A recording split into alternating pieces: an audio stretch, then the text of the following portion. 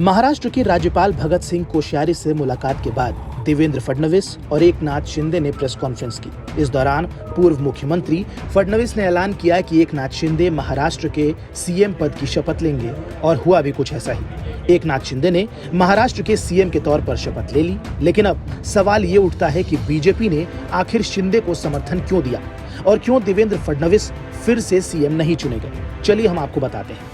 दरअसल बीजेपी के सूत्रों के मुताबिक इस फैसले के पीछे ठोस राजनीति है।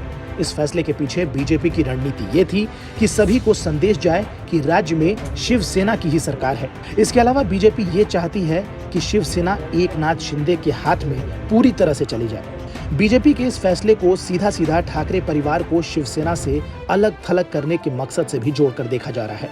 साथ ही देवेंद्र फडणवीस को केंद्र की राजनीति में लाने के लिए बीजेपी का ये प्लान है। बीजेपी ने ये बड़ा दांव इसलिए खेला ताकि सभी को ये संदेश जाए कि ऐसा शिवसेना में अंदरूनी मतभेदों के कारण हुआ। साल 2019 में जब फडणवीस ने रात के अंधेरे में सीएम पद की शपथ ली थी तो एनसीपी के साथ जोड़ तोड़ कर बनाई गई उनकी ये सरकार इस युवा बीजेपी नेता के लिए शर्मिंदगी का सबब लेकर आई। जूनियर पवार यानी कि अजीत पवार, सीनियर पवार यानी कि चाचा शरद पवार के प्रेशर के आगे टिक नहीं पाए और उन्होंने हड़बड़ी में बनी फडणवीस की इस सरकार से सपोर्ट वापस ले लिया। फडणवीस की बड़ी बेइज्जती हुई और उन्हें 80 घंटे के बाद ही इस्तीफा देना पड़ा। बस बीजेपी ने ये बड़ा फेरबदल करके उद्धव ठाकरे से बदला लिया है, जिन्होंने साल 2019 में बीजेपी का सीएम नहीं बनने दिया था। आपको बता दें, इस बड़े फेरबदल के बाद शिवसेना के बचे कुचे नेता भी अब शिंदे के साथ आ सकते हैं।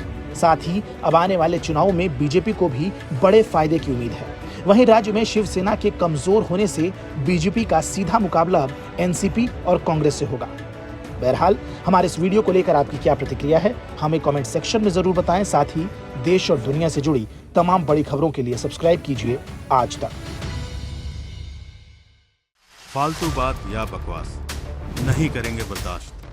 खड़ी हो जाएगी खाट जब चित्रा लगाएगी वाट लगाती चित्रा त्रिपाठी। सिर्फ आज तक डिजिटल पर।